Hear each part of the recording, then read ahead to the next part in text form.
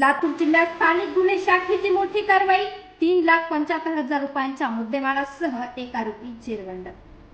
नमस्कार आणि आपण पाहताय युवा राज्य न्यूज लाईव्ह. लातूर जिल्ह्यात स्थानिक गुन्हे शाखेची मोठी कारवाई समोर आली आहे.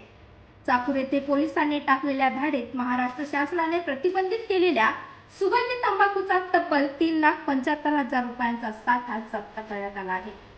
स्वामी विवेकानंद चौक परिसरातील एका गोडाऊनमध्ये हा साठा बेकायदेशीररित्या विक्रीसाठी ठेवण्यात आला होता. या प्रकरणात मारुती सोमवंशी या आरोपीला पोलिसांनी ताब्यात घेतले असून त्याच्या विरोधात गुन्हा दाखल करण्यात आला आहे. ही कारवाई पोलीस अधीक्षकांच्या आदेशानुसार स्थानिक गुन्हे शाखेच्या पथकाने नियोजनबद्ध पद्धतीने पार पाडली.